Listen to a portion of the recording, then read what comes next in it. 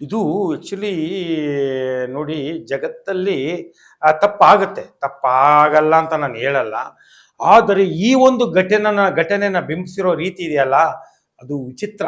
ಅದು ಆ್ಯಕ್ಚುಲಿ ಇದು ನೋಡಿದಾಗ ಗೊತ್ತಾಗುತ್ತೆ ಎಷ್ಟೋ ಜನಗಳ ಕೈವಾಡ ಇದೆ ಇದರಲ್ಲಿ ನನಗೆ ಅನಿಸ್ತು ವೈಯಕ್ತಿಕವಾಗಿ.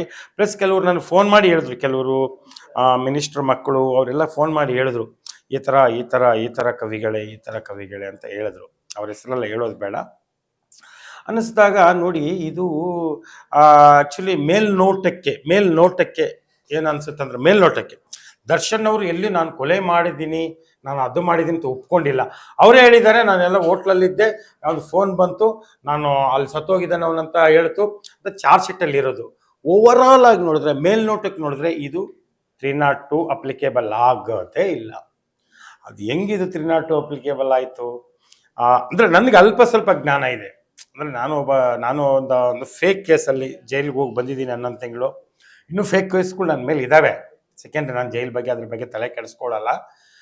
ಅದು ಹೆಂಗಾಯಿತು ಏನಾಯಿತು ಅಂತ ನಾನು ಓವರಾಲ್ ಯೋಚನೆ ಮಾಡಿದಾಗ, ಇದು ಆ್ಯಕ್ಚುಲಿ ಲ್ಯಾಂಗ್ವೇಜ್ ಅಂದರೆ ಸೆಕ್ಷನ್ ಬಂದ್ಬಿಟ್ಟು ಇದು ಕಲ್ಪಬಲ್ ಹೋಮಿಸೈಡ್ ಅಂತಾರೆ. ಕಲ್ಪಬಲ್ ಹೋಮಿಸೈಡ್ ಅಂದರೆ ಕೆಲವು ಕಾನೂನಲ್ಲಿ ರಿಯಾಯಿತಿ ಇದೆ.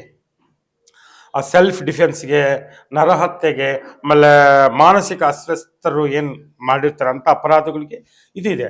ಇದಕ್ಕೆ ಯಾಕೆ ಮೀಡಿಯಾದವರು ಕೆಲವರು ಯಾಕೆ ಇಷ್ಟು ಹೈಲೈಟ್ ಮಾಡಿದ್ರು? ಅದನ್ನ ಯಾಕೆ ದರ್ಶನ್ಗೆ ಮರಣದಂಡನೆ ಆಗೋ ಲೆವೆಲ್ಗೆ ಕೆಲವ್ರು ಮಾತಾಡ್ಬಿಟ್ರು? ಆಮೇಲೆ ಇನ್ನೊಂದು ದುರಂತ ಏನು ಅಂತಂದ್ರೆ, ಆಕ್ಚುಲಿ ಕೆಲವು ರಿಟೈರ್ಡ್ ಪೊಲೀಸ್ ಆಫೀಸರ್ಗಳು ಸುಪ್ರೀಂ ಕೋರ್ಟ್ ಕ್ಲಿಯರ್ ಆಗಿ ಗೈಡ್ಲೈನ್ಸ್ ಇದೆ, ಮೀಡಿಯಾ ಟ್ರಯಲ್ ಮಾಡಬಾರ್ದು ಅಂತ. ಅದು ಕೆಲವರು ನಾನು ಅವ್ರಿಗೆ ಹ್ಯಾಂಗೆ ಹೇಳುವಾಗ ಗೊತ್ತಿಲ್ಲ, ಕೆಲವು ರಿಟೈರ್ಡ್ ಪೊಲೀಸ್ ಆಫೀಸರ್ಗಳು, ನಂಗೆ ತುಂಬಾ ಕೋಪ ಇದೆ ಅವ್ರ ಮೇಲೆ, ತುಂಬಾ ಬೇಜಾರಿದೆ ಈ ವಿಚಾರದಲ್ಲಿ. ಅವರು ದರ್ಶನ್ಗೆ ಮರಣದಂಡನೆ ಆಗತ್ತೆ, ದರ್ಶನ್ಗೆ ಅದಾಗತ್ತೆ, ಇದಾಗತ್ತೆ, ಜೀವಾವಧಿ ಶಿಕ್ಷೆ ಆಗತ್ತೆ ಅಂತ ಹೇಳಿದ್ರು. ತುಂಬಾನೇ ನೋವಿದೆ ನನಗೆ.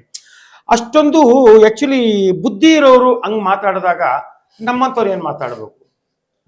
ಯಾರು ಮಾತಾಡಿದ್ರು ಮಹಾನುಭಾವರು ಇದ್ದಾರಲ್ಲ, ಅವ್ರು ನನ್ನ ಮುಂದೆ ಬರಲಿ, ಅವ್ರು ಎಷ್ಟು ಜನ ಅಮಾಯಕರಿಗೆ ಶಿಕ್ಷೆ ಕೊಡಿಸಿದ್ದಾರೆ ಅಂತ ನಾನು ಓಪನ್ ಆಗಿ ಮಾತಾಡ್ತೀನಿ. ಒಬ್ರು ಆ ವಿಟ್ನೆಸ್ ನ ಕರ್ಕೊಂಡೋಗಿ, ನಿನ್ ಪಾಪ ಜಸ್ಟ್ ವಿಟ್ನೆಸ್ ಅಪ್ಪ ಅಂತ ಹೇಳಿ ಕರ್ಕೊಂಡೋಗಿ, ಅದು ಯಾರು ಪೊಲೀಸವರು ದರ್ಶನ್ಗೆ ಮರಣದಂಡನೆ ಆಗ್ಬೇಕು ಅಂತ ಹೇಳಿದ್ರಲ್ಲ, ಅವರು ಒಬ್ಬ ವಿಟ್ನೆಸ್. ಆಕ್ಚುಲಿ ಅವ್ರು 3 ಎನ್ಕೌಂಟರ್ ಆಗ್ಬಿಡ್ತು. ಅವ್ರು 3 ಜನ, 3 ಇನ್ವಾಲ್ವ್ ಆದವ್ರನ್ನ ಎನ್ಕೌಂಟರ್ ಮಾಡ್ಬಿಟ್ರು, ಆರೋಪಿಗಳನ್ನ. ಆದ್ರೆ ಕೋರ್ಟ್ಗೆ ಅಕ್ಯೂಸ್ಡ್ ಬೇಕಾಗಿತ್ತು, ಅವ್ರಿಗೇನೋ ಜ್ಞಾನ ಇಲ್ಲದೆ ಎನ್ಕೌಂಟರ್ ಮಾಡ್ಬಿಟ್ರು. ಆದರೆ ಅಲ್ಲಿ ಒಬ್ಬ ವಿಟ್ನೆಸ್ನ ಕರ್ಕೊಂಡೋಗಿ, ಸಾಕ್ಷಿನ ಕರ್ಕೊಂಡೋಗಿ, ಬಾಪ ನೀನ್ ಜಸ್ಟ್ ಸಾಕ್ಷಿ ಆಗಿರು ಅಂತ ಹೇಳಿ ಅಲ್ಲಿ ಒಳಗಡೆ ಬಿಟ್ಟು ಅವನ್ನ ಮತ್ತೆ ಇನ್ವಾಲ್ವ್ ಮಾಡಿ ಅವನಿಗೆ ಜೀವಾವಧಿ ಶಿಕ್ಷೆ ಕೊಡ್ತಾರೆ. ಸೆಕ್ಷನ್ ಬೇರೆ ಹಾಕ್ತಾರೆ. ಸೆಕ್ಷನ್ ಅಂತಂದ್ರೆ ಏನಂತಂದ್ರೆ, ಸೆಕ್ಷನ್ ಅಂದ್ರೆ ಉದ್ದೇಶಪೂರ್ವಕವಾದ ಕೊಲೆ ಅಂತ ಅರ್ಥ. ಇವಾಗ ಒಂದು ಕೊಲೆ ಆಗ್ಬಿಡುತ್ತೆ, ಅನ್ಎಕ್ಸ್ಪೆಕ್ಟೆಡ್ ಆಗಿ ಕೊಲೆ ಆಗ್ಬಿಡುತ್ತೆ ಅಂತಂದ ಬರೀ ಕೊಲೆ ಅಂತ ಬರೆದಾಗ ಅವ್ನಿಗೆ ಶಿಕ್ಷೆ ಆಗಲ್ಲ. ಶಿಕ್ಷೆ ಆದ್ರೂ ಅದು ತುಂಬಾ ಕಠಿಣವಾಗಿರಲ್ಲ ಅನ್ನೋ ಕಾರಣಕ್ಕೋಸ್ಕರ ಕೆಲವು ಪೊಲೀಸರು ಏನ್ ಮಾಡ್ತಾರೆ ಅಂತಂದ್ರೆ, ಅಲ್ಲೊಂದು ಚೈನ್ ಇರುತ್ತೆ ಅವ್ರ ಮೇಲೆ, ಚೈನು ಏನೋ ಮೊಬೈಲು, ಯಾವನೋ ಅವ್ನಿಗೆ ಸತ್ತೋಗಿದೆ ಅಂತ ಮೊಬೈಲ್ ತಗೊಂಡು ಹೋಗ್ತಾನೆ.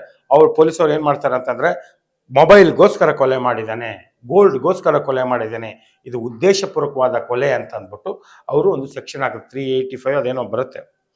302 ಜೊತೆ ಆ ಸೆಕ್ಷನ್ ಹಾಕಿದಾಗ ಅವರಿಗೆ ಖಂಡಿತವಾಗ್ಲೂ ಶಿಕ್ಷೆ ಆಗುತ್ತೆ. ಆ ಥರ ಒಬ್ಬ ಸಾಕ್ಷಿನ ಕರ್ಕೊಂಡೋಗಿ ಆ ಮಹಾನುಭಾವ, ಯಾರು ದರ್ಶನ್ ಬಗ್ಗೆ ಮಾತಾಡಿದ್ನಲ್ಲ, ಆ ಮಹಾನುಭಾವ ಓಪನ್ ಆಗಿ ಹೇಳ್ತೀನಿ, ಅವನಿಗೆ ಚಾಲೆಂಜ್ ಮಾಡ್ತೀನಿ, ಬಂದು ನೀನು ತಾಕತ್ತಿದ್ರೆ, ನನ್ಗೆ ಗೊತ್ತು ನಾನು ಯಾರ ಬಗ್ಗೆ ಮಾತಾಡ್ತೀನಿ ಅಂತ ಗೊತ್ತು, ಅವನು ಬಂದು ನನ್ನ ಹತ್ರ ಮಾತಾಡಲಿ, ಓಪನ್ ಆಗಿದೆ, ಯಾವ ಚಾನಲ್ ಅಲ್ಲಿ ಬೇಕಾದ್ರೂ ಮಾತಾಡಿ, ನಾನು ಅವನಿಗೆ ಆನ್ಸರ್ ಮಾಡ್ತೀನಿ.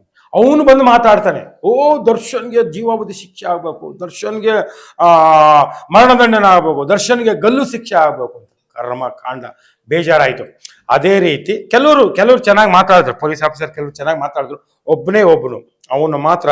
ಅವನು ಆಕ್ಚುಲಿ ಅವನ ಹೆಸರು ಹೇಳಲ್ಲ. 2001 ಪೀಣ್ಯದಲ್ಲಿ ಒಂದು ಚಿಕ್ಕ ಮಗುದು ರೇಪ್ ಆಗುತ್ತೆ. ಆ ಕೇಸಲ್ಲಿ 3 ಜನನ ಅವನು ಎನ್ಕೌಂಟರ್ ಮಾಡ್ತಾನೆ. ಅವ್ನು ಯಾರಂತ ಗೊತ್ತಾಗತ್ತೆ.